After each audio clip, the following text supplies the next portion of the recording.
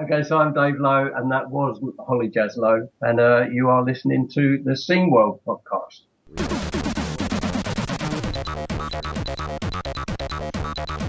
Okay.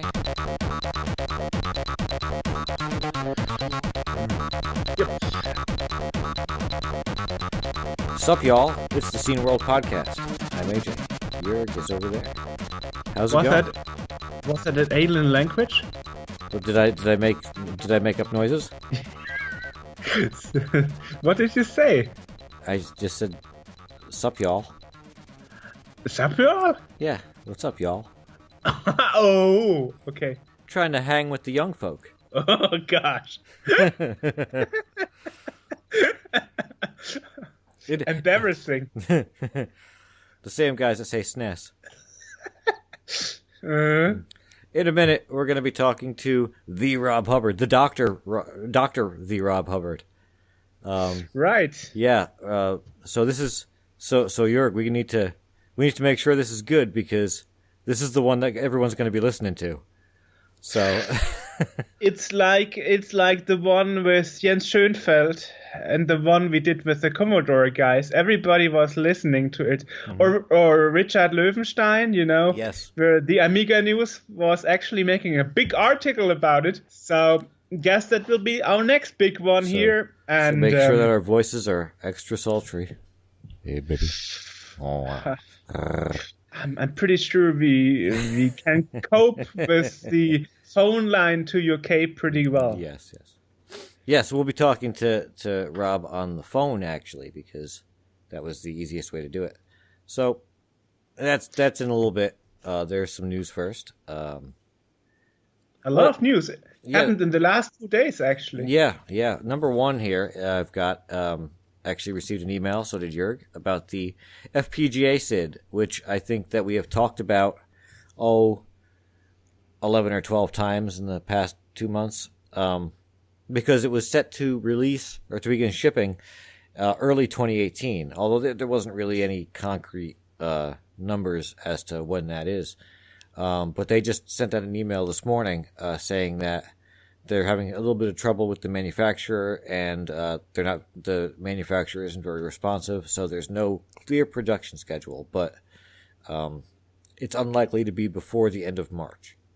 It's actually pretty interesting because it's the first time that you had to pre-order definite. Yeah. Yeah. Because the terms of service when you pre-order say like you can't undo your pre-order. But I wonder how they would work that out. Like, what if you pre-ordered and then it came around time and you decided I don't want one after all? There's nothing they can do to you. They can't squeeze the money out of you. If you paid in advance, that's one thing, but no one paid in advance. You basically mentioned that you were interested and you wanted to be updated and that you would like to get one, but no transaction has been done. I believe I'm pretty much the only one reading all that stuff anyway, but I did. Yeah. I don't know, did you read it? Yeah. Or did you just pre-order, or did you not actually read? I pretty much just pre-ordered. I didn't bother reading it. I don't know. You see? That's the thing. No one reads the fine print. Well, Joerg does. Oh, yeah. So that's that. That's one bit. Yeah. Actually, it's pretty much in advance for the Ultimate Swinsit, because I was actually talking to Mate today, and the Ultimate Swinsit is about to be restocked in 2 weeks. Oh, okay. Yeah. Interesting. And at least last time the price was €30 plus 5 euros shipping. Insured. Which is not bad. Yeah. Compared to what a used SID goes for, which is, $50-$60, depending on the model and, all that nonsense. Yeah. I know. Well, that's actually true, yes. And so, as you know, people, I was actually pretty much impressed with the possibilities this Ultimate Swinsit is giving. And, I still think it sounds pretty close to the 8580, but also the 6581 is sounding pretty good. It's actually very close to the filters and characteristics of the SID. Well, for most casual... Advanced resonance advanced resonance revision 4. Yeah, I've got one of those. Which is like the most famous revision. Yeah. For most casual users, I would think that it would be more than adequate. It's for pedants that really want that exact sound. Then I guess you want a SID, but even within the SID, there's so much variation from one chip to the next that it's not a matter of you can say this is what a SID chip is supposed to sound like, because they all sound a little bit different. So I think that the Swin SID is probably within the tolerances for what a regular SID would sound like, because I'm sure that not the Swin SID, the ultimate Swin SID. It's a totally different thing. Well, yeah. So the ultimate Swin SID is within tolerances for what a regular SID would what you might get from one of those, depending on the year it was made and where Jupiter is positioned in the constellation of Orion, and it varies from day to day. And this is what the FPGA SID actually wants to improve and be better. Yes. So we are very surprised and very much looking forward to that, if they are keeping promises, because the audio samples from the FPGA SID actually didn't use any filters. Right. I don't think they did, no. But they sounded good. They sounded good. Yeah. And from what I gather, the filters work. Yeah. I haven't heard any, but yeah. That's the thing. They are still missing the thing. Yeah, that's another good question. Can you return it if you don't like the way it sounds, if they're not keeping the promises? Well, Anyway. Yeah, anyway. So people like us will have enough sources for SID replacements. Yeah.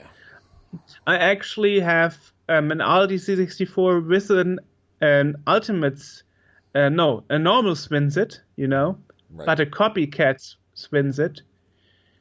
I thought that was a copycat. It was like a weird knockoff because no one had seen. Like, it was a third party. It wasn't made by the guy that invented the Swin SID. Yeah, which is actually Swinkles, a Polish guy, if I'm not mistaken. Anyway, I didn't listen to it yet because the computer is yet broken. But I'm working on that. Yeah. Speaking of broken computers, the ZX Vega Plus is a thing that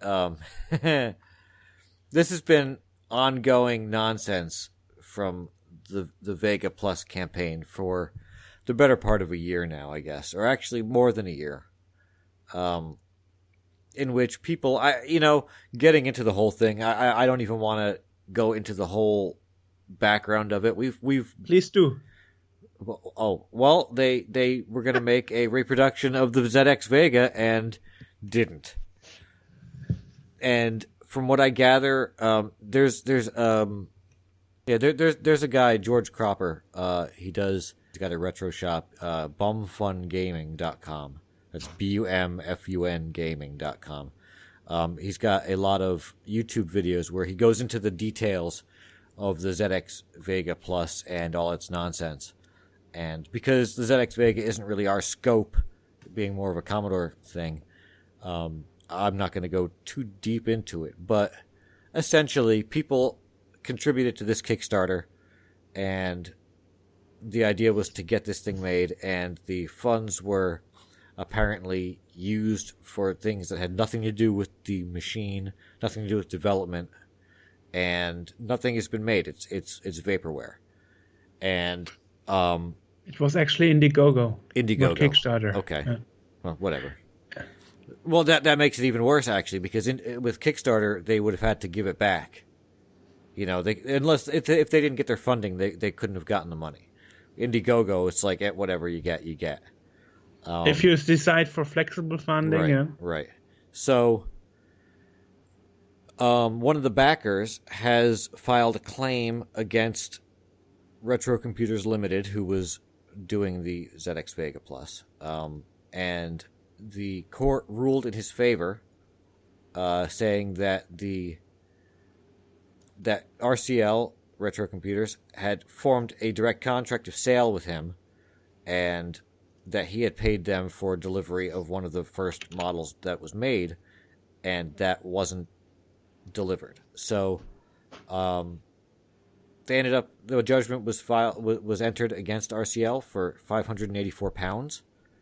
So that was made up of the initial price of £85 for the Vega Plus, the postage for it, and then travel costs and earnings losses for Morton, the dude that filed a suit against them, as well as his witnesses Paul Andrews and Darren Melbourne, who we've spoken to in the past. Who is the DTV and C64 Mini creator? Right. So, that does not bode well for RCL in the future, because, from what I can gather by looking at the community, a lot of people are pissed off about this, about the fact that they pledged money and nothing's been done. There's absolutely nothing there. There's no prototypes. There's nothing. So, wow. So yeah, good for them for fighting back and actually winning the case. Yeah. And along the lines of controversy, there's some other controversy happening over in Twin Galaxies. Oh yeah! Oh my god! Oh my god! Yes. So the thing was that the main editor of Twin Galaxies editorial team actually, on his private Facebook page, he was asking like, do you know anything about Activision's archives, of video game high scores and stuff? And I was like, yes, well, I know David Crane. Can put you together with him. Oh, so this is your fault. Yeah, all is my fault. Yeah, so I had no idea what this is actually would be used for, but I put them in touch, and then, then the article happened, in which it was actually separated from the editorial team. That since last year, you're actually allowed to actually go against submitted high scores. Before last year, before 2007, this wasn't even a thing. Right. But since last year, you actually can say this is fake. This high score was technically not possible. So, and this all happened to Todd Rogers and his Trackster score, that people said this is not humanly possible, Okay. And then they asked the creator of the game and co-founder of Activision, David Crane, about it. And then actually it was found out that Activision didn't keep any of the records people sent in. They were tossed away after 2 weeks, So, but of course, David Crane himself said he thinks it's possible, but then they made some computer-assisted research. Primarily, it was Ben Heck who actually did the technical stuff. And Ben Heck is pretty much known for his hacked NES. Yeah. That is what he is known for the most part, And so the whole picture came up, and they decided that all his Activision scores are actually fake. Oh. And then they totally erased all his scores from the high score tables and banned him from the whole community website. Wah, wah. So, Mr. Activision, Todd Rogers, is actually out of the game after exactly 35 years of holding the score. Yikes. Yep. Yes. And it was actually found out that the guy who was actually, witnessing the scores, right, is actually a child abuser guy that actually is in prison right now. Oh, great. Fantastic. This is just getting better. They are called, Twin Galaxies referees. Yeah. So it was all fake. Wah. Yeah. Great. And then we from Scene World, we spoke a lot to and you actually met personally Billy Mitchell. Yeah. So yeah. this other case happened that somebody said Donkey Kong, his high score actually was emulate. It was actually used on emulators, and it was also manipulated. While he claimed it was on real hardware and not manipulated. Oh boy. So right now this whole thing is going up pretty much. Okay, so now Todd Rogers, who's been in this for a long time, apparently, are all of his scores then fake? Yep. Okay, but now Billy Mitchell, the most recent ones they're saying might be, but he would still hold the record in the past. Yeah, exactly. Though they only removed the latest record, but they kept the other ones. Yeah. But that's got to be painful for Billy Mitchell, because this is a guy who is you get when you meet him, you get the impression that this is a man that is good at a video game. And two games, actually. Yeah, Pac-Man he's good at 2 video games, and that pretty much sums up the entirety of his personality.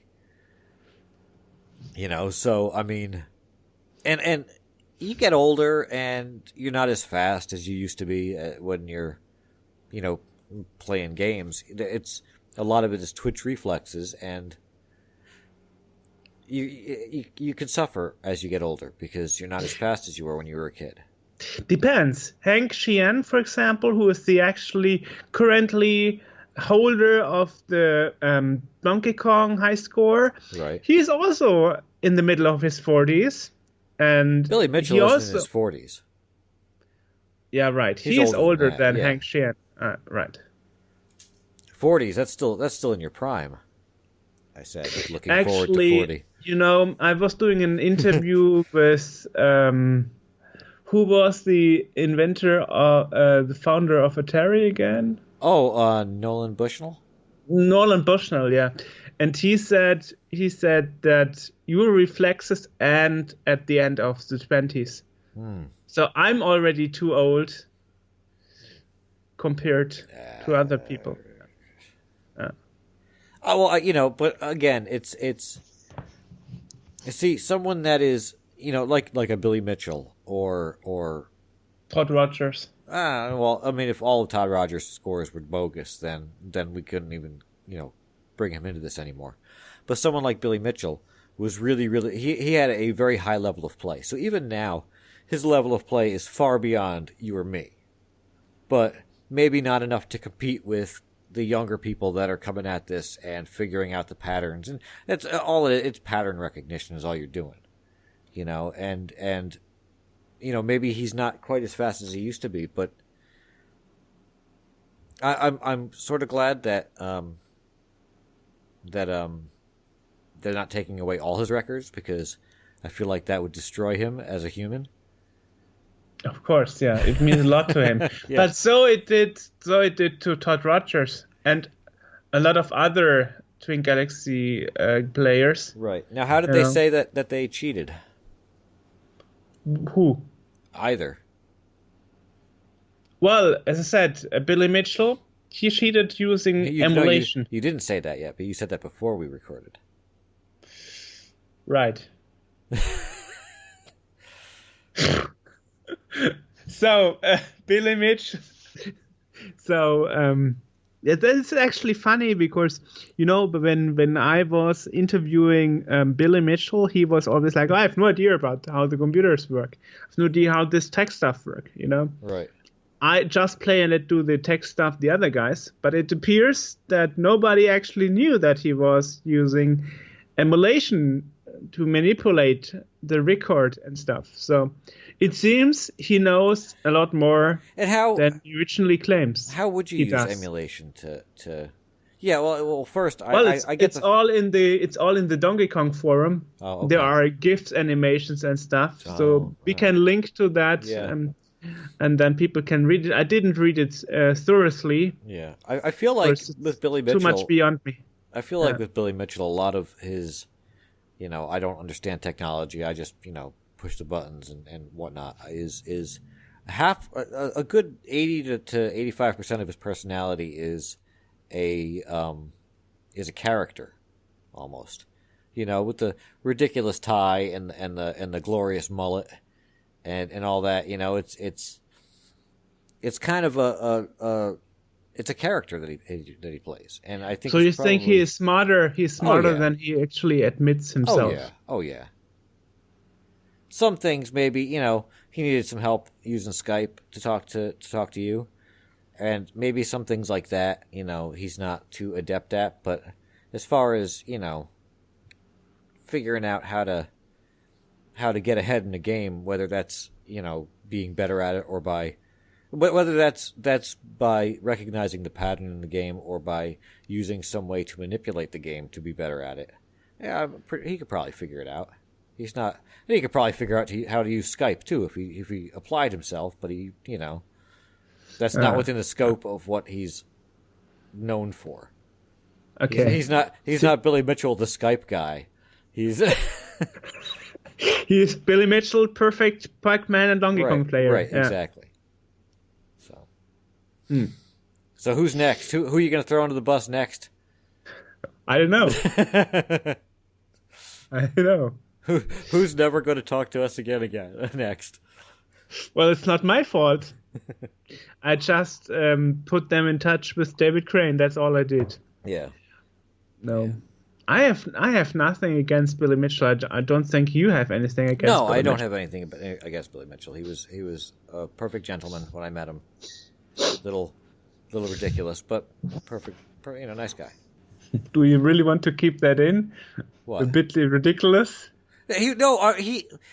Okay. Here's the thing, Billy Mitchell. He knows this. Okay, this isn't something that is. Google Billy Mitchell. Okay, that's all. Do an image search. Google Billy Mitchell. The guy has. He's got these ridiculous America ties on. He's got. I mean, it's part of Billy Mitchell. Part of who he is this stage act. It's this dog and pony show. Come out with the silly tie and the hairdo and all that stuff. That's the persona, and I don't think I'm being insulting by saying it's kind of he's ridiculous because that's what he's trying to be. Otherwise, he's just some dude that's good at a video game. You can be some dude that's good at a video game, or you can be some dude that's good at a video game that also has a glorious mullet. I mean that's just it's. I don't. He's a nice guy, and I like him, but he's a little ridiculous. Isn't that the same with Walter Day and always wearing the same T-shirt? Yeah, a little bit. It's a gimmick. It's a gimmick that they have, and it works. It's brand recognition because when you see him, that's Walter Day, that's Billy Mitchell. You know exactly who you're looking at. And that's way. If you or me were good at a video game, if we showed up at some arcade, no one would have any idea who the hell we are. But if Billy Mitchell walks in, there's no mistaking. Here's this 6'5" dude with a mullet and a stupid America tie. That's Billy Mitchell. Right. There's no mistaking him for anybody else. So. Right. So. Let's close that up. Yes. Well, there's also other news. Yeah. Okay. Yeah. Sorry. No. Carry on. Yes. Yeah. What do you want to say? It's your. No. I was going to direct you to the FLI game, but I think you were going there anyway. So. Yes. Exactly. So. we rehearsed this for hours before we start.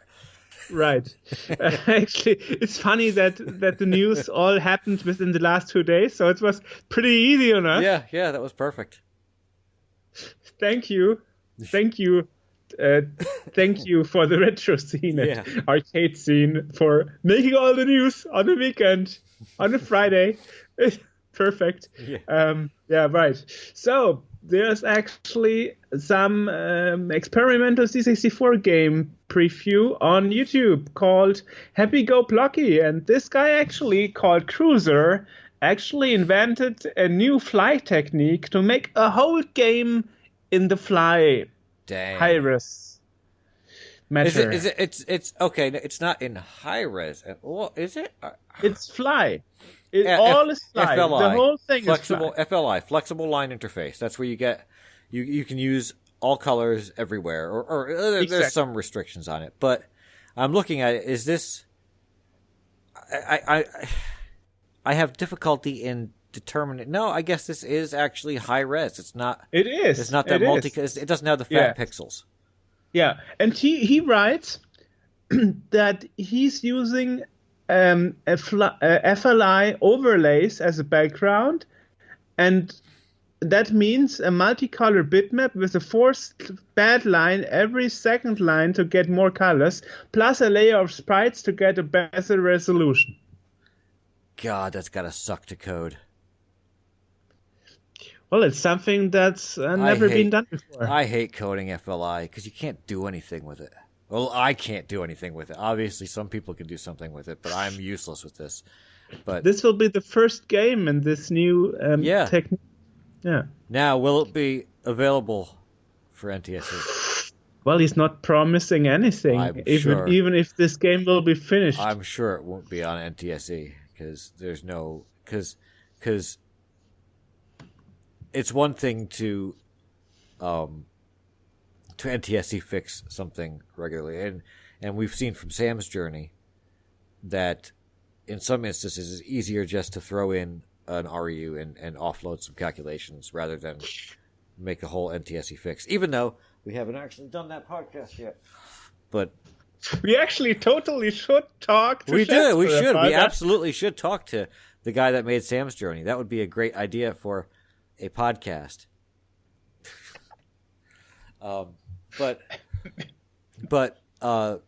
So it's one thing to NTSC fix a game. Something like this that is so in FLI is not an easy thing to fix to begin with, and then to he would have to be developing separate versions concurrently in order to do that, and it would just be a real pain. I doubt it's ever going to be done. But still, it looks cool, and emulators exist, so Right. yeah. Or you can modify your C64 to make it NTSC. I did that. Or PAL. I actually Yeah. did that. I put in the PAL chips and and I soldered the little thingy or unsoldered or whatever the hell you got to do to make it PAL. But I don't have a PAL monitor, so it was just black and white. And But you can use the TV. well, yeah, but none of the TVs that I have could handle it. Seriously? Yeah, I've got an LCD. It's an LCD TV with S video and all that stuff, and I plugged it in, and it's black and white. Our TVs here in Germany, for the most part, can handle NTSC. That's what I'm seeing. Everyone says that most TVs that are made can handle both NTSC and PAL signals. I've got like 8 TVs in this house, and not a single freaking one of them can handle PAL. And they're So new. we are lucky, they're not, guys. They're not old. I mean, the one that I'm using for my 64 screen is a couple of years old. It's one of the last LCD monitors they made. It's just a Wow. TV. It's an LCD TV. But So I'm the lucky one. yeah, evidently. I mean, you can get these things in PAL. When I was at VCF, the Guru Meditation guys had the identical monitor or the identical TV, except it was the PAL version. Because I remember saying to them, I'm like, is that the NTSC one? Because mine doesn't do that. And they were like, no, that's PAL. That's why. Interesting. Yeah. All right. So, other news. I got nothing. Oh, pretty easy this In time. other news, Rob Hubbard is actually going to be on the phone with us momentarily. Wow. That's pretty freaking awesome. How did that happen? Yeah, really. How did that happen? Oh yes, maybe we should say that actually recently we got some messages about the podcast not loading on some Android apps. Oh. So you What Android don't remember? apps? No, I don't. Oh, is that big long email chain that I'm not reading? Wonderful. It's Yeah. Okay, yeah, I did hear that then. You are the best group mate ever. I know, really. I'm so in tune to what's happening with my group mates. It's worked on every app I've tried to use. I happen to, if you use Android, I totally recommend Pocket Casts. That's what I use, and it's pretty bitchin'. Anyway, it was an ampersand sign in the title of the last podcast that broke it for some systems, so I removed that. Oh, okay. That'll teach us. Yeah, not use an ampersand. Right, and people actually asked us, like, where's the new podcast? I need it, I want it, I love you. Okay. Oh, jeez. Were they cute? All right, so that's it. Okay, well then for people that were asking where the podcast is, it's right here. And actually, by the time you hear this, there will have been another one that was also out because we're stacking them up for some reason. We've got a pipeline for once, but yeah. So Rob Hubbard is right there. Well, he's not right there. He's at home on his telephone, waiting to hear from us. So let's go and do that. So today we are talking to Rob Hubbard, who is known to be the Rob Hubbard. Yeah, the Rob Hubbard, the most famous composer, I would say, for computer game music. Nice to talk to you, Rob. Okay, yeah. So let's start a bit. How did you actually got involved into computers and into game music? I was working as a musician and started to get into computers and then learning about programming. And I did some educational software first, and that didn't go anywhere or lead to anything. So I looked at a few games, and I did a game and wrote all the graphics utilities and all that kind of stuff.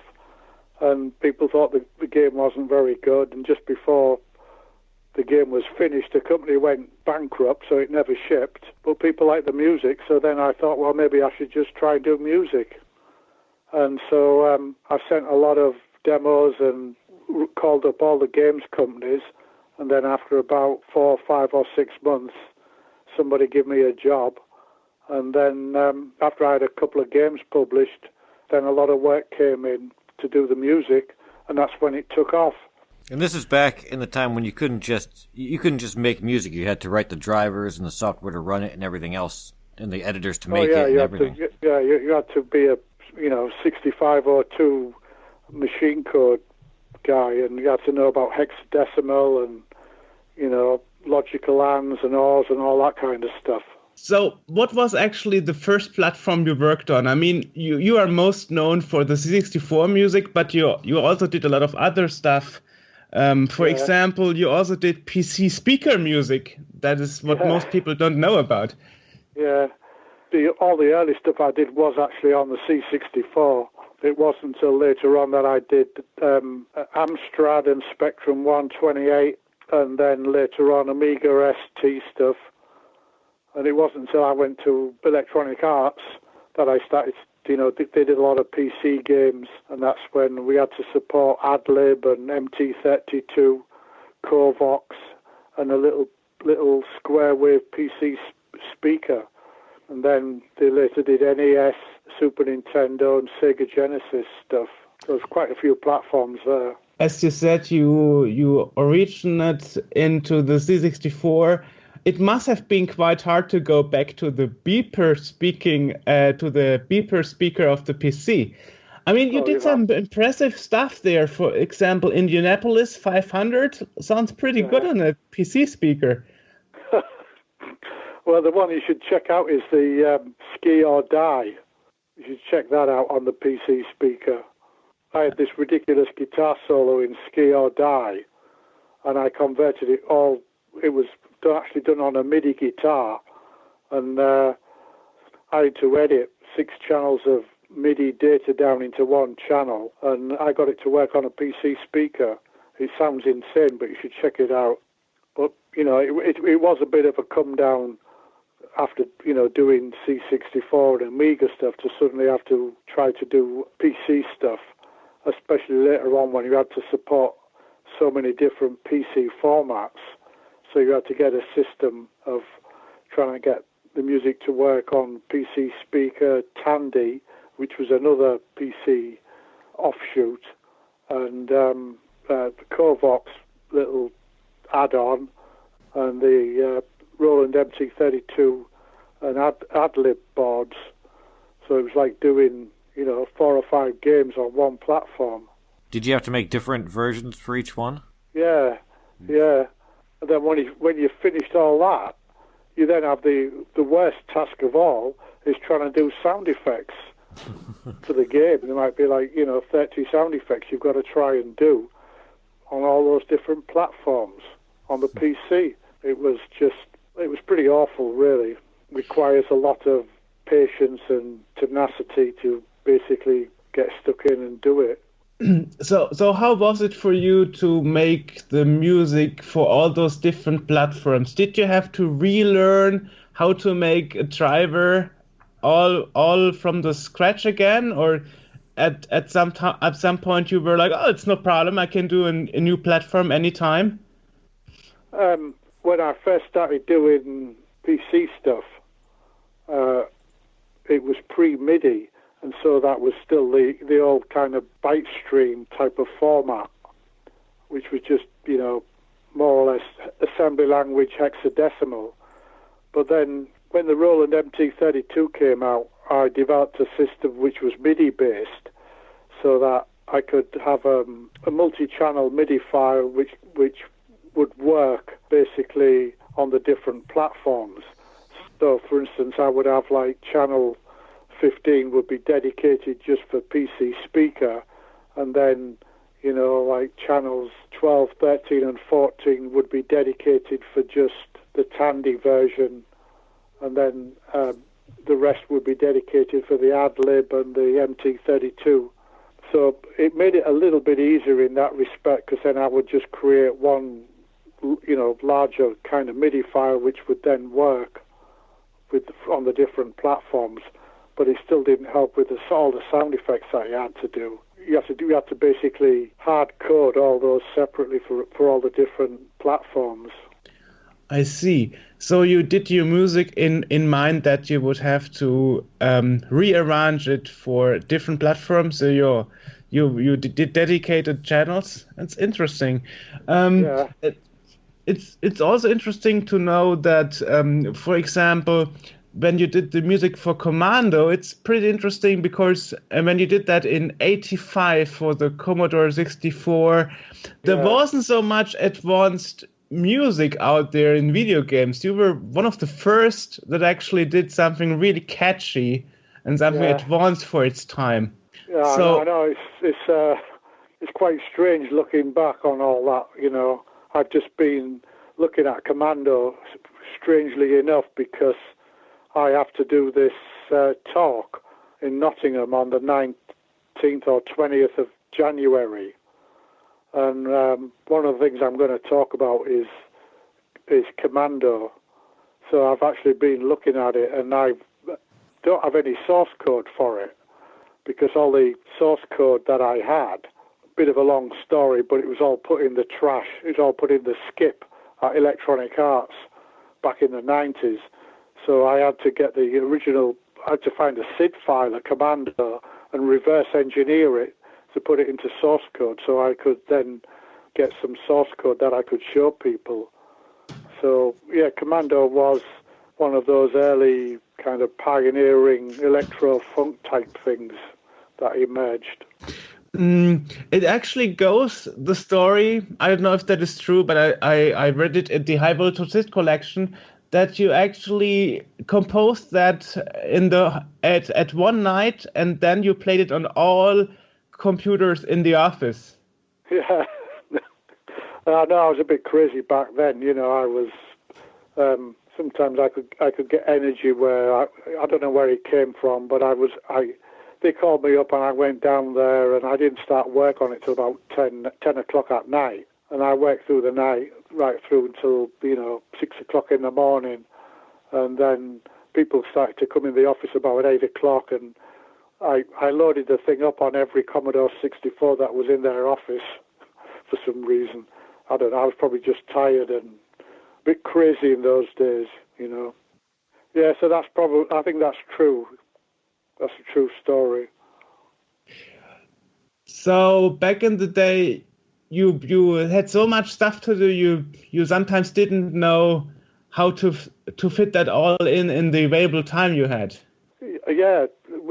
I mean, once I'd gone past, doing Thing on a Spring and Monty on the Run, I got lots of phone calls, and I never ever turned down work because, for the first time in my life, I was starting to get a lot of work, and I basically would commit to everything that was thrown at us.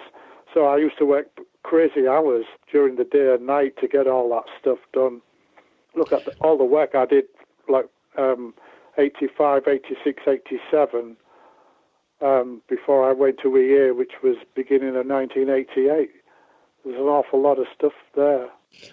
Oh, yes. I mean, you are known especially for a lot of System 3 stuff, for example, International Karate. Yeah, that was something which was based upon another piece of music which people thought that I ripped off International Karate from that Merry Christmas, Mr. Lawrence. Well, the truth of the matter is that's what they asked for. Some of these games, a lot of things, they actually asked for certain specific pieces of music, and I just did my best to try to accommodate them. I wasn't going to argue, so that's what it was based upon, and I just tried my best to try to give them something that would make them happy and pay me a check. So you would basically do music for basically anything as long as you got a check. But I guess it must also be hard to make music for a game that you didn't like. Was there any of such games where you said like, this music is this game is crap, but I have to make the music for it anyway? Well, that really didn't happen because a lot of the time, especially with those Mastertronics games, I never actually saw the game. I just got a description about what it was supposed to be about. Sometimes I might go and see the programmer and get a look at the game, but I didn't really spend a lot of the time, trying to figure out what the game was actually going to be doing, because I wanted to get back and get on with writing, doing the music for it and get on to the next project. I mean, there was only one game that I thought really was a bit not very proper, and that was the Sam Fox Script Poker. And I think I put a false name on that to disguise the fact, But yeah, that's exactly what I had in mind. So you remember that? I don't know if you remember that or not. Oh yeah. Of course, yeah. So that must have felt pretty odd for you to figure out that the music was used in such a game. I mean, they wanted me to do some kind of like ragtimey type of music, and so that's what I did. I mean, I wasn't that bothered because they were going to pay me to do it, so I did it. Okay, I see. Yeah, work is work. I think I used the name John Smith or something like that on it. I did use my own name on that. John York. Was it John York? Was it? I don't know. I guess you also had, as you mentioned, nicknames. You also had a nickname called Rob with double B, right? Yeah, sometimes, yeah. Yeah, I don't know where that came from either. Maybe that was a CompuNet type thing, I'm not sure.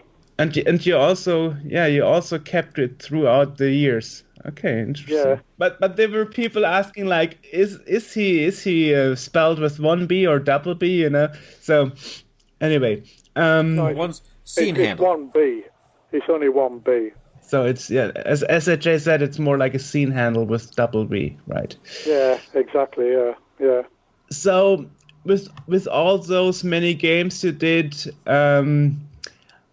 you ever do a game where you thought, when you listened back to it in the end result, that originally this wasn't possible with the platform you worked on, and then at the end you were like totally hyped to hear, wow, this sounds really better than I imagined it? Yeah, I think that happened a few times.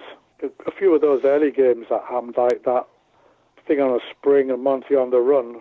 I mean, there was that middle section of Monty on the Run with the I put all that pitch bend stuff in there, trying to emulate some of the guitar licks that I knew, and that turned out better than what I imagined when I was first thinking about it. And then the other one that stands out is Arcade Classics, which was the first thing on a C64 that used samples in a musical way with the to actually change pitches and emulate instruments, which had the digitized guitar, and then I had 3-voice digitized chords as well to give a kind of an illusion of 6-voice SID going on. That turned out to be one of the best things that I did. And it had an absolutely insane guitar solo thing in the middle. So let's talk a bit. How was actually the typical way of getting a music done? What was the first step you took till the final end result? I mean, for example, from Formula One, there's a recording from a synthesizer you did, and then you kind of maybe sized it down to 3-voice SID music. Is that how you did it back in the days? There's a couple of things that I did that were kind of versions of stuff that I'd done before I started doing the C64. Formula One, Chimera, Phantoms of the Asteroid were all kind of things that I'd done using other equipment before I did the C64. Most of the other C64 and all the electronic art stuff was didn't have that about them. So the way that it was generally done, like in the 80s, was I would get an idea from somewhere and start to sketch out a basic idea on score paper, using traditional notation, so that when I started to enter that in terms of hexadecimal notation, I could basically do it a bit more accurately because I had like something on manuscript to refer to.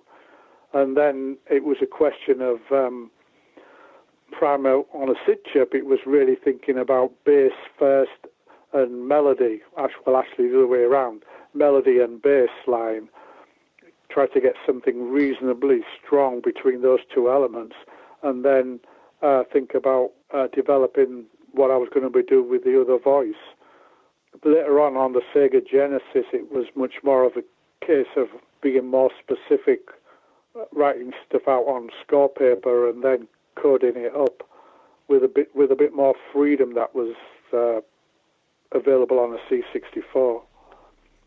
And then later on, with it being MIDI, it was all pre-done in MIDI, so there wasn't that kind of restriction.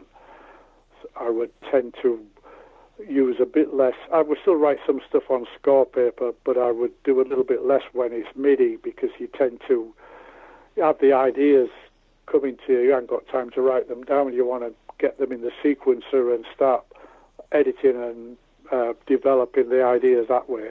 Interesting. So, did you like it more to work for modern platforms, like, as I said, MIDI, AdLib, where you didn't have so much limitations, or were you fine with the limitations of NES, Atari, or C64? I think that every one of those things poses different problems. Okay. I must admit that I never liked the AY chip, the thing that was in the Atari ST. And the Amstrad and the Spectrum 128. I actually preferred the Atari chip to that. The Paula. Sorry, no, Paula was Amiga. Amiga. Sorry, that was my mistake. Yeah.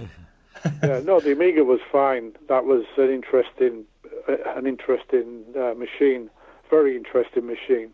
The C64, I think, was kind of unique because the SID chip was much more of a synthesizer chip, and so a lot of people, strangely enough, prefer like the SID chip sounds to the sample sounds of the Amiga because it's more kind of organic, and with it being synthesized, it has a certain kind of a charm and a quality about it. The Adlib was an FM chip, and so that always sounded a bit of it was only a 2-operator FM as opposed to, the Yamaha DX7, which, what was it, like 4 or 6 operator FM, and so the Adlib tended to sound a little bit tinny. For the life of me, I can't remember the FM chip on the Sega Genesis. I know it wasn't 2 operators, it was probably at least 4, and so that had a bit of a much more beefy sound. Plus you could play samples on the Z80, so you had a sample channel as well. So, you tend to grow into whatever the hardware is available.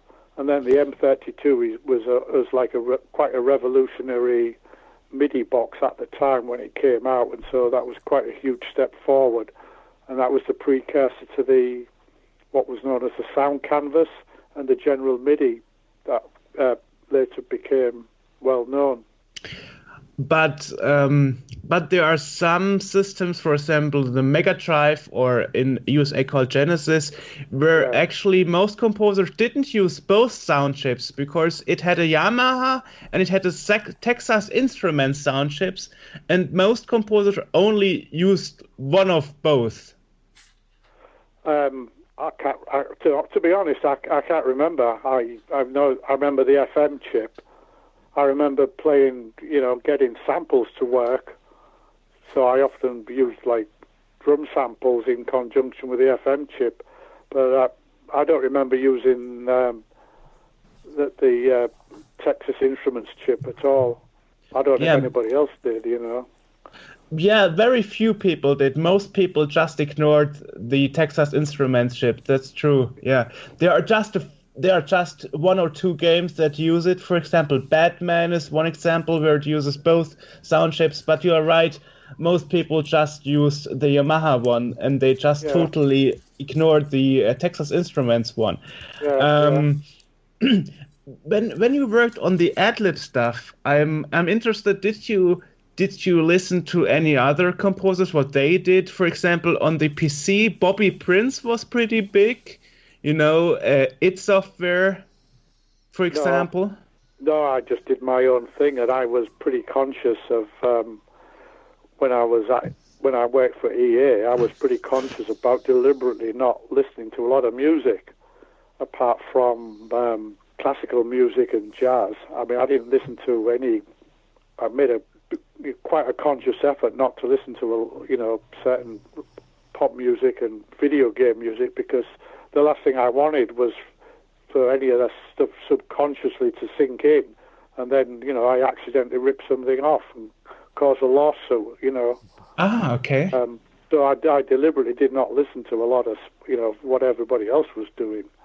Okay, that's interesting, because most people you spoke to got influenced by other people, but you say you try on purpose not to be influenced and not trying a lawsuit triggering. Yeah, I mean, it's so easy, your musical brain is quite weird. It's, in fact, the way that it can remember certain little phrases and melodies, and sometimes, you can write something, and then the next day you suddenly think, oh, hang on, I've just written something which is happens to be quite a well-known tune, or accidentally, it just happens to by coincidence. Sometimes you actually write something, and because there's only 8 notes in a major scale, you can write something quite innocently that happens to be the same as something else, because of the laws of chance, I suppose, random chance that you can do that. Did it ever happen to you that you had to redo music because you copied something without knowing? No, in actual fact, that never did happen. But I was, really conscious of trying to avoid it. I mean, I did something on one of the 3DO games that I did, and then just after I'd written it, a movie came out, and the theme was absolutely identical to what I'd written. So these things do happen when you're trying to, especially if you're trying to write in a very formulaic or stylized way. That can happen quite easily. Right. But you try to avoid it. But sometimes these things happen. Wow. So did you feel honored to figure out that the music actually did, that the movie actually did something that is totally identical to what you did before? No, it was just a little bit strange, Like I say, it's because you're trying to write in a very specific style, and he was trying to write in a specific style, and it happens to come up with the same kind of basic motif that you came up with. It was quite a famous composer as well. I can't remember who it was, but it was one of the A or B list Hollywood guys from the movie. Interesting. So actually, you mentioned you didn't really like so much to work on the Atari sound chip, but then you also did what most people don't. The Atari with the Atari ST. Not the Atari 800. The Atari 800 was actually more fun than the ST. Interesting. Yeah, the 800 had, was that the Pokey chip in the 800, and then the... Yeah, that's right, yeah. Yes, and the Atari ST one was a Yamaha 2149. Yeah, that's AY chip or something. Yeah, that's true. Yeah. What most people actually don't know, you even did international karate on the Atari too, right? Yeah, that's right, yeah, on the Atari 800. Yeah, on the Atari 800. And that was actually a surprise how much you managed to copy your sound from the SID chip in that one. Yeah, the Atari 800 was basically a 6502 microprocessor, which was the same as a C64. Right. So a lot of the code that I had would port straight across. Wow. All the basic passing of the driver would just port straight across, and then it was a question of coming up with ways to try to replicate some of the sounds within the limitations of that, what's it called, the Pokey chip. And I remember a lot of people telling that they thought this kind of sound is not possible on the Pokey chip. Really? I don't know. You also mentioned that you did music for Electronic Arts, and there's one famous example that would be Skate or Die. Yeah. And most people around the world actually never listen to Skate or Die into the intro music in the correct speed, because from what I've heard, most cracks around the world actually didn't do it correct, because it was playing on the wrong speed, and there was a big deal about that until they found a version that's actually playing correctly, and it was told that you confirmed it. Is that something that came to you? On the C64, I don't think you could. I don't think there was a way you could tell if it was NTSC or PAL. So if you did stuff in Europe, it was PAL. If you did stuff in America, it was NTSC, which is running at 60 hertz. PAL runs at 50 hertz. Yeah. I think on other machines like the Sega Genesis, I think there was a way you could tell if you were on PAL or NTSC, and you make adjustments. But I suppose the only way to get Skate or Die at the right speed is to get the game and play it on a NTSC machine, and that'll be the right speed. So my machine is the right. Awesome, beautiful. I've been listening to it at the right speed all this time. You've been listening to it at the right speed, yeah, or the wrong speed. Awesome. That's like the one time that this piece of music that I've known forever has been the correct speed, because in NTSC usually you hear everything fast, and then you hear it the way it's supposed to sound, and it sounds so slow and lumbering. But this is what it's supposed to be. Nice. Yes. Yeah, actually, Electronic Arts did 2 releases of Skate or Die. One was for the European market and one was for the American market. But I guess what floated around as cracks by cracking groups wasn't the European version. So that is most people who didn't play the original game. They listened to it wrongly. I think a lot back then too. Yeah. When you did a PAL or NTSC version, it wasn't so much making it run at the same speed. It was just making it run at all. So the American version would be faster than the European version, as long as they both worked. Yeah. I actually tried it out. The Skate or Die that I have is the American version. If I write it on my European Z64, it would simply crash. So that's basically a problem of running at all. And I'm not really sure if I remember correctly, but Rob, I think you also did the NES conversion of the tune, or was that somebody else? It was Skate or Die 2. Okay. I remember I did Skate or Die 2. I don't know about Skate or Die 1 on the NES. Right. I don't remember.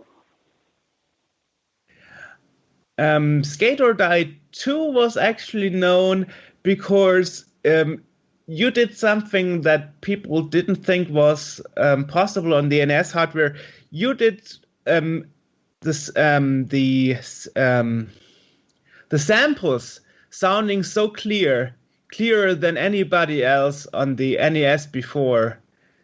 Do you remember anything about that? How you achieved such crystal clear digital samples on the NES with Skate or Die 2? No, to be honest, I can't remember. How it was done. I don't really remember anything much about the NES hardware. I do remember doing something weird, which I'll tell you about. Okay, sure. Because these memory mapped I/O machines, I was always convinced that there might be some kind of hidden registers, right? So I remember writing a piece of code to start to toggle all the different bits in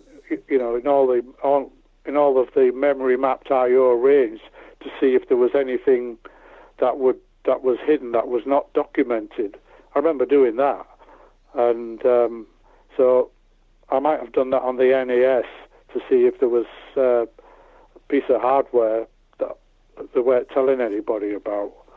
Or I remember trying to write different combinations of bits to different registers to see if that would produce anything that was not documented.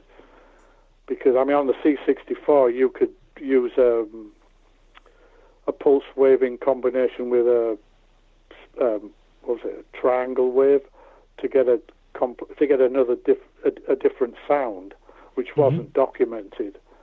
And so I remember trying to interrogate the memory mapped I/O on the NES to see if anything like that existed.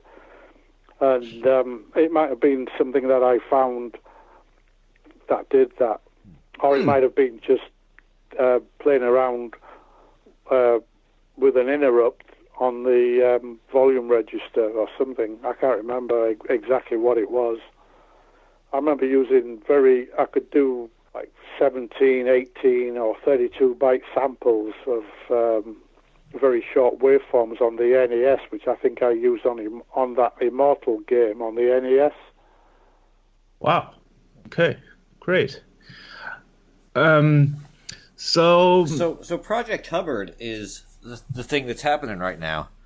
And so so you're getting a chance to go back. How is it going back and looking at all this stuff again? Years after it's been done. Years after you did it, going back and seeing your old stuff and diving back into it. It's been very stressful. To be honest, when halfway through that Kickstarter campaign, I was going to tell Chris Abbott to just knock it on the head because it was making me ill. The stress was just too much, and I thought I can't do this. And anyway, I was ill for a couple of weeks, and then by the time I'd kind of got better, the thing was finished. Okay. But I been investigating. I never ever said I would do a SID tune again, but since that Kickstarter finished, I think I've done 6 different SID tunes, all using original code. It's just that it just so happens that over the years, that I did keep some old code from one of the EA games that I did on the C64, and I kind of adapted that to do a few SID tunes. So that's been a little bit strange, trying to put the mindset back into the 80s when I was doing that stuff, and it's not easy at all, especially when you've been used to doing other things. Right, you're into jazz and music theory and everything now, and so revisiting this extremely limited form of creating music compared to what you can do just with simple cheap equipment that you can get anywhere now. Going back and trying to figure this out again has got to be. Yeah, you just basically put yourself back in that mindset. You have to get back to just some kind of melody and bass line, and then work it from there. It's hard to do something that's got a little bit more complex structure, although you try to do it, but with the limitation, you have to accept that's all it can do. One of the things that Chris wanted to do with the Kickstarter was he was hoping to get enough money so we could do these orchestral concerts, and I'd spent quite a lot of work working with Sibelius, or doing some orchestrations, which is woodwind section, string section, brass and percussion, and that's like completely the opposite of working with a SID chip. Right. Doing a full orchestration. But unfortunately, we never reached that goal, so I don't know if that will ever happen. Well, do you think going back and looking at this again has any benefit or impact to what you're doing now? Because when I started getting back into this stuff, I'm not a musician on the 64, but I did do graphics, and when I came back to it, and suddenly I had the limitations of the low resolution and the limited color palette, it kind of helped me with other stuff, because it's sort of paring down everything to the bare minimum, and you kind of pick up stuff that you might have forgotten about that you can then apply to other things that you're doing. Well, if something has like a certain foundation and it's strong enough, it will work. I mean, what I've found is that I try to maybe adapt some of the more recent stuff to the SID chip, and it proves to be too difficult because there's too much other stuff going on to make it work. And so, like I say, I've done like about these 6 tunes. I found it much easier to basically start from scratch. So most of it's pretty original stuff that done, recently, especially for the SID chip, rather than trying to take something that you've written for another format. It doesn't seem to work so well. But like I say, if you can get the basic elements to be strong enough, you've got a better chance that it will work. I wonder, back in the day, what was your opinion about the Z64C that actually had a different SID chip in it, the 8580, that sounded a bit different? For years, whenever I heard the Skater Die soundtrack, I never heard the Digis because I had that newer 64C, and it was only years later that I actually heard the full song, and it was like, whoa. The thing was, it sounded good, no matter, even without the Digis, it still sounded good. And then, I hear it on something else, and it's like, well, dang, that's a whole different song. I really, I didn't really know. When did that machine come out? You didn't know. 86 or 87? It had the newer SID chip that didn't play. 86. Yeah, the Digis didn't play right on it. They were very quiet, and they fixed some of the bugs in the old SID chip, but in fixing the bugs, they ruined some of the cool things about it. No, I mean, I just had box standard C64s, and the thing kind of worked, or it didn't work, and that was it, really. Okay, I see. So you were much more concerned about the NTSC PAL difference than a SID chip difference. Okay. Yeah. So, as we spoke about orchestras, that's actually not the first time you worked on it. I mean, for example, in 2004 you worked on Run 10. That was also a CD release, but also orchestra release together with Jeroen, right? Yeah, that was. I can't remember what year that was. It was probably 2007 or something, 2006 or something. I don't know. Yeah, that was with the thing sponsored by the Dutch Arts Council, with that little small. It wasn't a proper orchestra. It was just a 11 or 12 piece ensemble. So unfortunately, there's not enough strings to really make it work properly. But it was still quite fun to do it. Okay, interesting. So were you surprised back in the day that people were interested in listening to your music? I mean, that was before the retro hype, actually. Yeah, it must be. Yeah. Is it strange now to think about? These were, as you said before. You didn't really put. If a job came your way, you took it because it was a job, and a lot of times that's how you look at things. Back then, you're younger. You're establishing yourself, here's a job, do some music, get it out the door.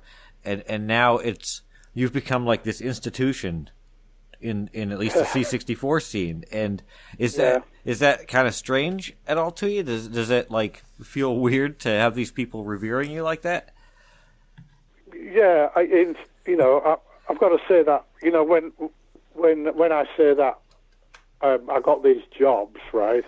And it was a case of I've got to get it done, get it out the door. I mean, it was still ridiculous amount of effort that I put into doing those games, and the amount of commitment and passion that I had for what I was doing. I mean, I didn't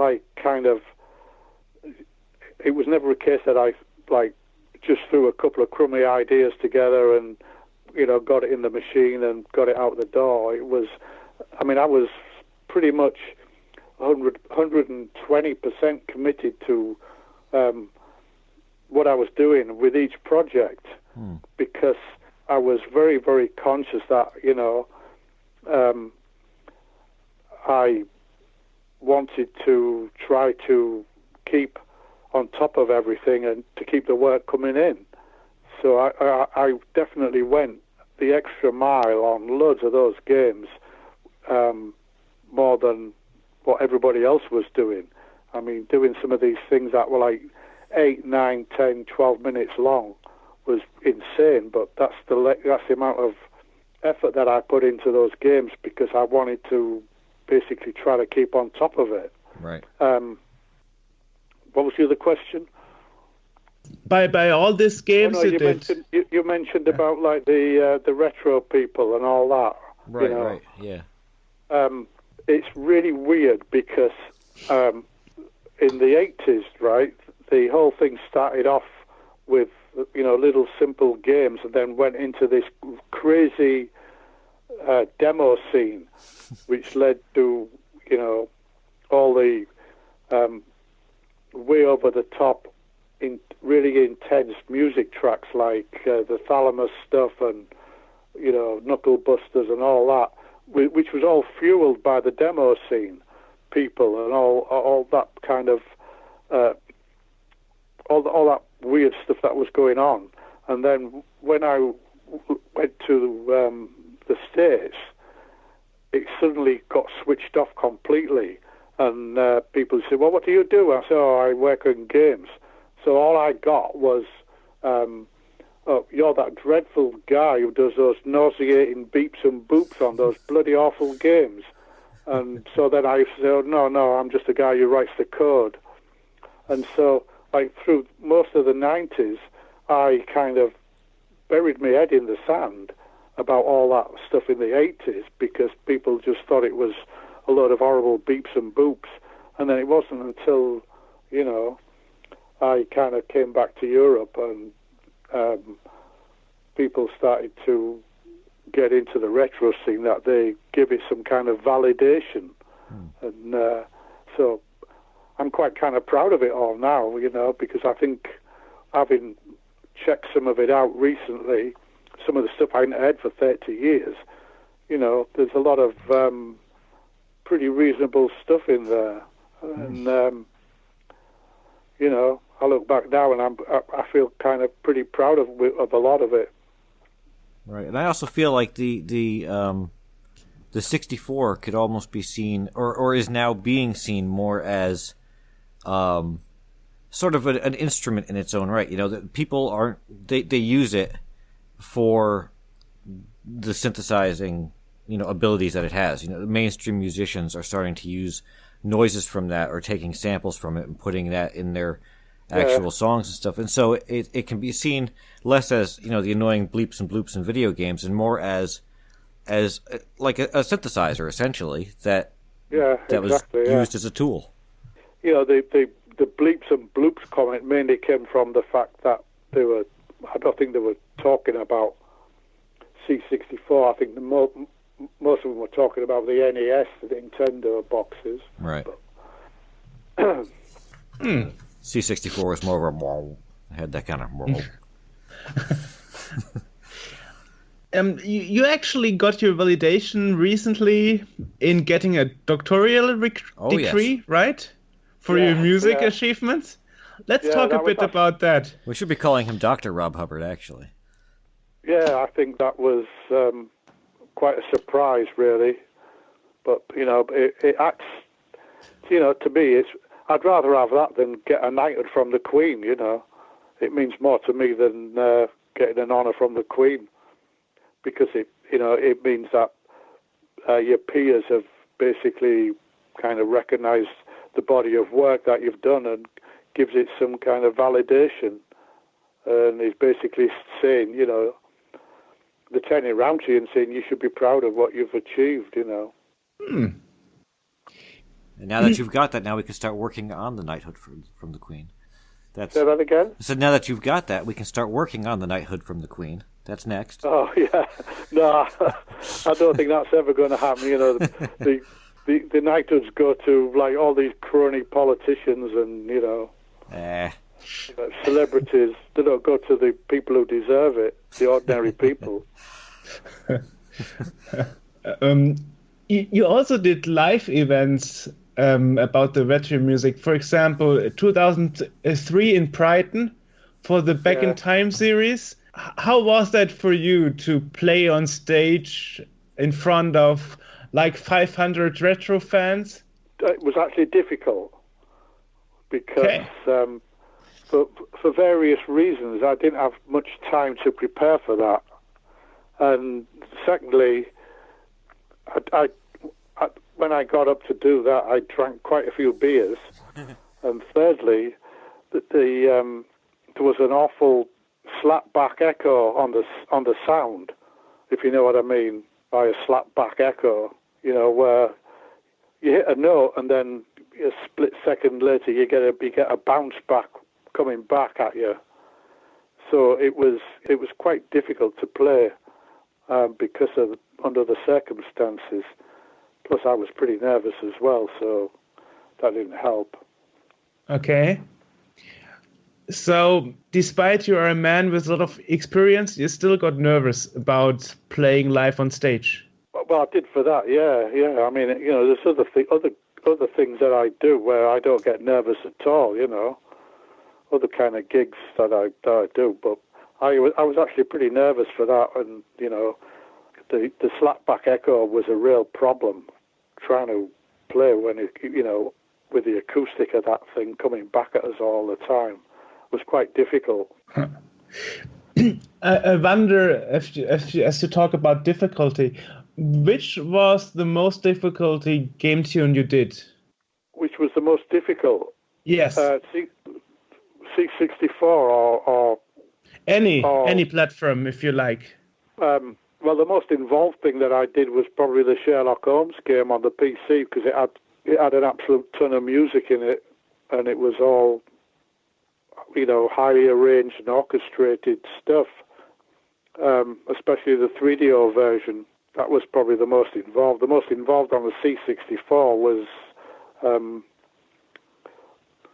either Delta or Knuckle Busters. Delta had actually 13 different pieces of music in it. I've just been reverse engineering it because it has some unique pieces of code. It's probably one of the most involved SID tunes for its day. So I've just actually got that code working. I've just reverse engineered the whole lot and got it into source code. But those were probably the most involved that I did. Actually, and like, yeah, sorry, yeah. Yeah, some of the golf stuff there was a lot of music in as well. I got to do loads of EA Sports games. I did a few of the golf games. That had quite a lot of music in. So nowadays you don't do game music anymore. I guess you stopped at some point. Yeah. I did a few other jobs in, you know, between 2001 and 2006 or 5 or something. But then, you know, people started just licensing music and hiring well-established composers to do orchestral stuff, or they started, you know, using more kind of techno guys to do stuff. So there really didn't seem to be much opportunity. Yeah, I mean the games now that's just slap an MP3 in there and there's your game music. You know, it's not even. In some ways, I imagine it can be more difficult because you know you have to. I mean, you're recording an orchestra or something, but at the same level, the individual talent is lacking now. Yeah, and then of course you know the budgets go through the roof, right? Right. With these games, and the producer hierarchy gets more convoluted. You know. Oh yeah.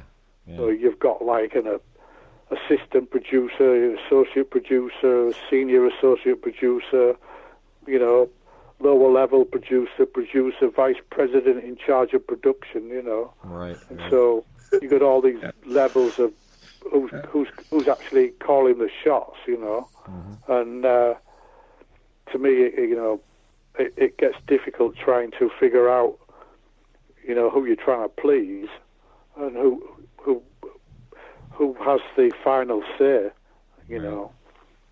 I mean, if you do something that related to Disney, it has to go through Disney to get their approval, and that can take however long it takes, and then you get the feedback not from Disney but from some assistant producer who really doesn't know what he's talking about, trying to then give you direction, which ends up being absolutely meaningless.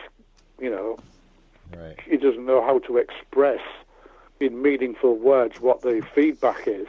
So you end up going around in circles, then trying to make changes, guessing what you think that's what they need. And at that point, it's not really much fun. Right. Understandable. But then there's also this other movement that would be indie game development. I don't know. I haven't really seen much of that, to be honest. It's okay. It's a small. I think it's a small pushback at the fact that, like you said, it's so bureaucratized, the actual game industry, that back then you could look at games and you'd say, oh, that's got music by this guy, or oh, it was coded by this guy, because you only had teams of 5 people doing these, so you knew it was probably going to be a good game because Saul Cross did it or something. But now you have no idea who made these. There's a laundry list. There's credits that take 3.5 hours to scroll through at the end of it for every mid-level waste disposal management specialist in the company. And, so there's no, and the indie games push has sort of come back where small teams of 5-6 people are coming back and making these things like like Reshoot our own Altrez was doing the music for it.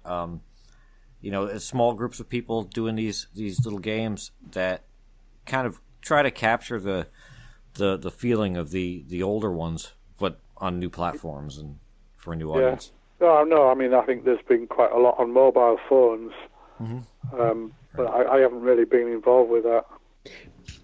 Do you actually have any future plans regarding a computer game, video game music, or where do you want to go after this Project Hubbard thing is finished? No, I don't have any plans for video game stuff. Not at all. I don't think that I could really contribute that much anymore, because they would want something in such a specific style, and then there's all the problems of signing off and feedback from producers or whoever. Right. I kind of had enough of EA was going like that towards the end of my term there. I could see which way it was going. Teams were getting bigger, and nowadays you've got composers all bidding against each other and submitting their work and trying to undercut each other to get a job. But I don't think I could be part of that anymore. Right. As far as when the other Project H finishes, I have to see if anything else happens after that. Okay, great. You could always just walk into the game studio and just walk past everyone else and slap the music down on the table and just be like, "I'm Rob Hubbard, fool." No, I don't think so. I mean, I don't think I could do that either, to be honest. Well, you are certainly a big name, so wow! Thanks a lot for taking the time. I hope you enjoyed the interview and we asked you the right questions. So, thank you and have a good night, Rob. Okay, you too. Right, thanks. So that was Rob Hubbard. Project Hubbard has wrapped up. It has met its goals, which we probably should have said while he was still here. It was trying to raise £50,000 and it raised $81,000. You can check it out at c64audio.com/collections/project-hubbard, and there's also a Kickstarter page, and we will link to all of that in the description below. And you actually can still participate. Yes, you can. In the not in the Kickstarter, but in the crowdfunding, because on this page, c64audio.com/collection/project-hubbard, as AJ just mentioned, you can still pledge for the stuff, but over this z64audio.com site from So if you missed the from Chris Kickstarter, Abbott. missed the Kickstarter, you can still get some of the rewards and whatnot by putting in for it now. That's actually something most Kickstarters are doing in this music section, right? Yeah. Actually, a lot of people do that. Sometimes they use Mega Funder. Some use PayPal. So cool. Yeah. Very cool. Cool. Yes. So hope you enjoyed it. Yes. Until next time, we will see you then.